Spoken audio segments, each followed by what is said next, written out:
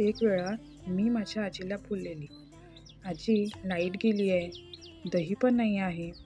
तेव्हा आजी म्हणाली, तुम्ही आजकालच्या मुलींना ना सर्व ऐकतं पाहिजे बाई. आमच्या वेळी कुठे होते हे सगळे मिक्सर वगैरे.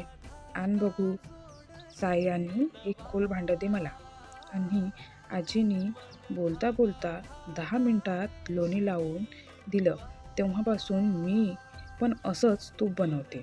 आणि मिक्सरचे भांडेही नाही भरत, कांद्या लसणाचा वासही नाही बसत मिक्सरच्या भांड्यांचा.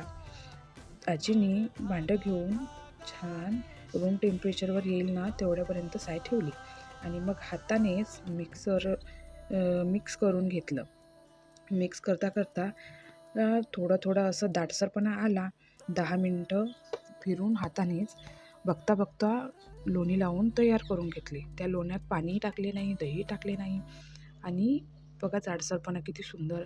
आणि 5-10 मिनटं त्यांनी लावून दाखवून दिलं मला.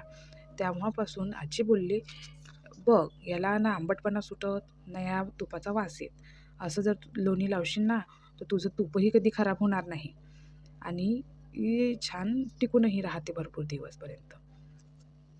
मी आजीला बोलले, आजी किती भारी आहे ग तू. आजी बोलली, आजी कुणाची आहे मग? तुमची पण आजी अशीच भारी आहे का? आणि नवीन नवीन तुम्हाला पदार्थ आणि ट्रिक्स आणि टिप्स शिकवते का? मग आजीच्या नावाने एक लाईक आणि सबस्क्राईब होऊन जाऊ द्या बरं का. आता बघा किती लवकर आणि पटकनच लोणी लागलं. 10 मिनटं असं फिरून फिरून घ्यायचं हाताने आणि मग स्वच्छ पाण्याने लोणी धुवून घ्यायचं. 2-3 पाण्याने लोणी धुवून घेतलं की सुंदर त्याला कलरही येतो. आणि मी लगेच असं भांडं याला धुवून घेतलं आणि ठेवून दिलं. बघा 15 दिवसाचं तूप होतं माझं. त्यात एवढी लोणी निघाली आहे आणि असं पाणी पण सुटलं आहे. त्यात मी पाणीही टाकलं नाही आणि दहीही टाकलं नाही.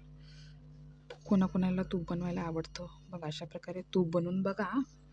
आणि मी 2-3 वेळा लोणी धुवून घेतलं आणि छान त्याच्यात 1 चम्मच मेथीदाणा टाकला.